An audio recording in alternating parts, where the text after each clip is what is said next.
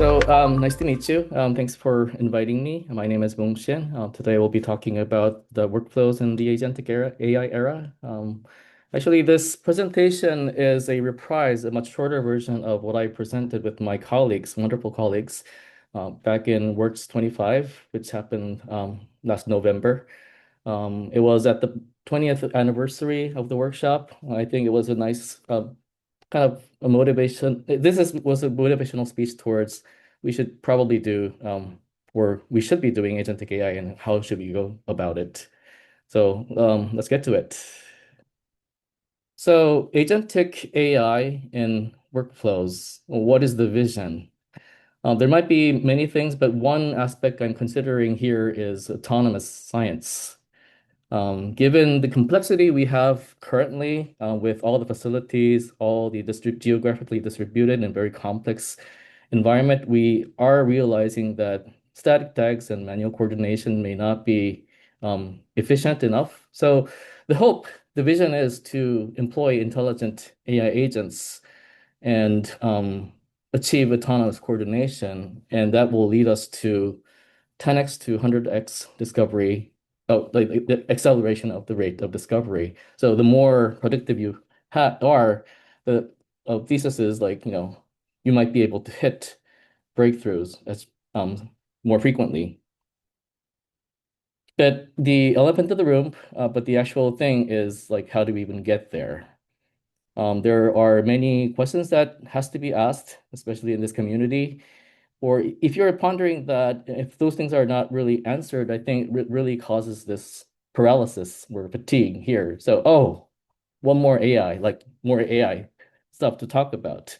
It's but I'm th actually seeing that this community is very vibrant, and we are very fiercely optimistic about this, and that's the reason why we talk about these things. That includes me myself being one of those unikitties. And my answer to this question is, yeah, maybe AI agents and workflows are not that too different. And it might be an evolutionary process from what we are, where we are, to get there. And it's probably not too revolutionary. Even though the impact might be revolutionary, maybe the process is evolutionary. So we can actually achieve this. So what do I mean by the shared DNA? Probably why are they similar? And I'm trying to explain that in this meeting here. So scientific workflows and AI agents, if you look a little bit more deeply, I think I personally found these like commonalities here. There are states, transitions, and some logic that governs the way how these things are executed. And it's a vast amount of reduction, but maybe these both are state machines. Maybe we can start from there. So state machines as in the computational construct that we all know and love. I won't go into too much formalism here, but the idea is that you have these processes, this machinery that we came up with way, way, way back. This is actually running through a representation that we all use and love called the DAG or the pipeline. Now, if you fast forward this to AI agents in the most hyped version, where you have a large language model in the loop or a large reasoning model in the loop with all the bits and pieces and the glory, end of the day, what we find is it is actually running through these DAGs, the complex states, as we go. Except it is much more sophisticated, it's much more fluid, there's way more features, and vice versa. So there's definitely a commonality here. It's just like we want to describe that. So starting to think in this way, I think this introduced us a foundation to systematically characterize what the trajectory would look like. So there will be a lot of dimensions, and there are two things we identified that's specifically related to the workflows community. One was intelligence, as in how smart the transition function is in the state machine. And the other is composition, where how do these machinery work together? And this kind of laid out this interesting increasing sophistication of these capabilities, these dimensions, as we could define, um,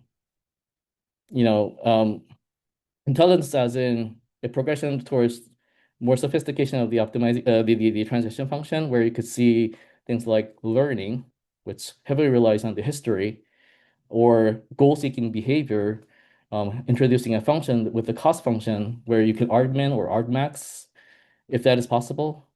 But intelligence, with the lack of better word, we define that as a machine that can rewrite itself. Like you can see those behaviors like rewriting the to-do list, as the large reasoning models reason through its trajectory and things like that, or it itself rewriting the workflow itself, like the program and executing those kind of things. As well as we can identify another progressive sophistication of the coordination between entities, which I hopefully it comes natural to you, like hierarchical mesh and swarm. I won't go into too much detail. I'll just point you to the paper we wrote that has much more detailed into it. Um, but really divert your interest into attention to the two-dimensional space that actually introduces. So if you have these um, progressive sophistication of both dimensions, it composes a two-dimensional thing. And this enables us to kind of categorize what has been come in the past and what has will become in the future. And we will be able to find a trajectory where your workflow or your product or your system, you can kind of plot a trajectory there. Now, this seems to be more like a taxonomy, but the intent is not to be a taxonomy. Now, if you wanted to do that, it will instantly fall apart. There's no way to precisely describe your particular product or feature in this particular thing. But the whole point is really the trajectory of where things are headed towards. Now, I'm not saying that we should all reach intelligent or swarm altogether, but it has to be really based on the scientific need. But the whole point is really there is a path, and it seems like this is kind of the way we could reason about how how from like scientific workflows and agentic AI that trajectory will look like. So my background is in computer systems. For me, these kind of reasoning helps me to understand what it would look like in terms of the layers. And I'm relatively new in the workflows community, but when I see the prior work, I see things like this. So even if we are talking about this revolutionary change, it might be this one single component that is slightly different, where everything else is a modest extension of everything that we already have.